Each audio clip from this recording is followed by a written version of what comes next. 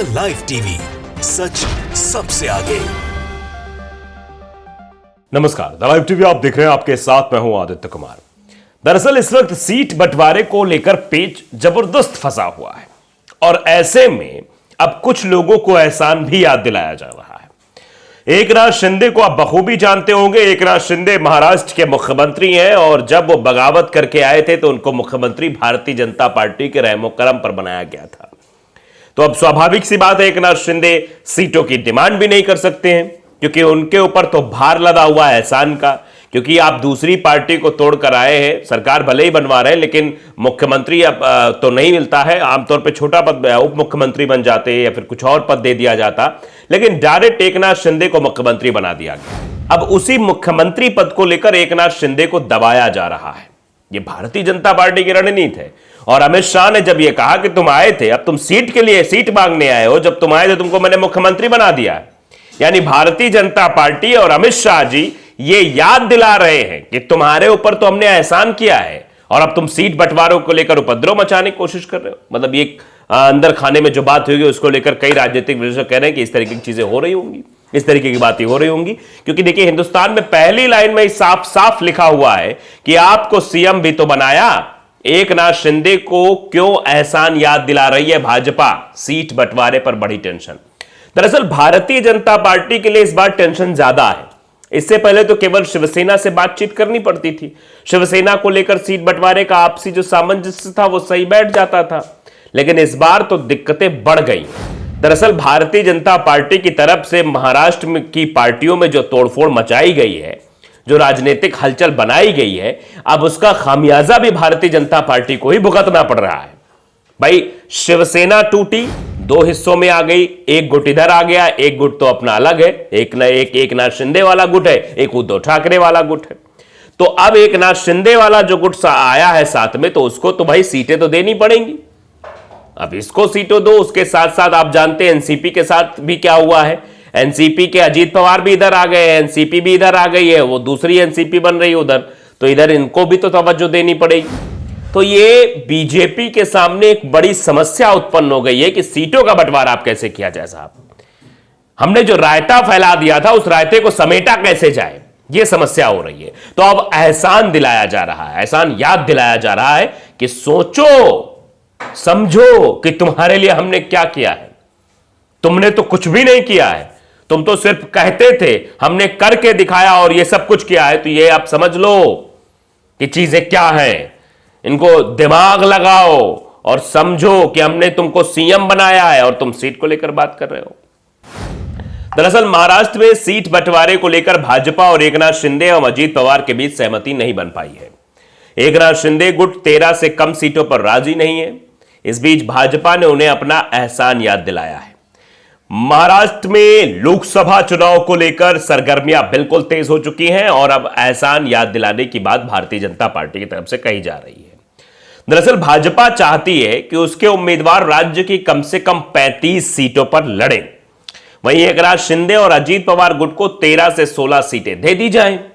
Home minister Amit Shah खुद मंगलवार को मुंबई गए थे। उन्होंने यह प्रस्ताव महाराष्ट्र के सीएम एकनाथ शिंदे और अजीत पवार गुट की एनसीपी के आगे रखा था, लेकिन दोनों दलों ने इस प्रस्ताव को अभी तक स्वीकार नहीं किया है।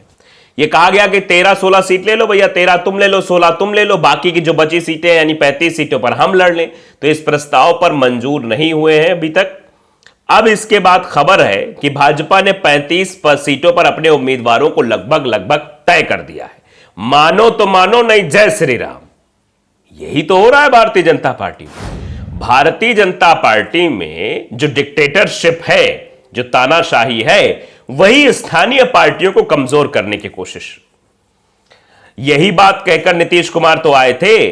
नीतीश कुमार जब एनडीए का साथ छोड़कर गठबंधन के साथ गए थे, तब यही कहा था कि हमको तो समाप्त कर देगी पार्टी, हम तो बड़ा परेशान हैं। लेकिन अब ना जाने कौन सा मूड बदला, क्या हुआ, नीतीश कुमार फिर से अब एनडीए गठबंधन के साथ आ गए। लेकिन ये राजनीतिक पंडितों से अगर बातचीत होती है कि भैया क्या है ये पैटर्न क्या है भारतीय जनता पार्टी का, तो पैटर्न बताने की कोशिश करते हैं कि वो हमेशा अपने छोटे दलों को, जो उसके साथ गठबंधन है, वो धीरे धीरे मजबूत होती है, फिर छोटे दलों को दबाती जाती है। यही भारतीय जनता पार्टी की रणनीति है अपना विस्तार करने की। और यही हाल अब महाराष्ट्र में होता दिखाई दे रहा है। महाराष्ट्र में आप देख सकते हैं किस तरीके के हालात बनते जा रहे हैं। यानी 13-16 सीटें, बाकी 35 सीटें भारतीय जनता पार्टी अपने पास रखना चाहती है। मुख्यमंत्री पद दे दिया, उप मुख्यमंत्री पद दे दिया, सब कुछ दे दिया, लेकिन सीट देने को कहीं से भी राजी नहीं है। और सीटें जब दी नहीं जाएंगी तो पार्टी का विस्तार कैसे होगा, यह भी अपने आप में बड़ा सवाल है। एकनाथ शिंदे के पास तो यह भी चुनौती है कि क्योंकि पार्टी अब उनके पास आ गई है और ये लोकसभा चुनाव है, लोकसभा चुनाव में अगर प्रदर्शन अच्छा नहीं रहा तो फिर बेकार हो जाएगा। ऐसे में सीटें ज्यादा नहीं मिलेंगी तो इसका सीधा फायदा उद्धव गुट को हो जाएगा और उद्धव गुट अपनी ज्यादा सीटें पर अपने शिव सैनिकों को उतार कर वो मैदान मार ले जाएगा।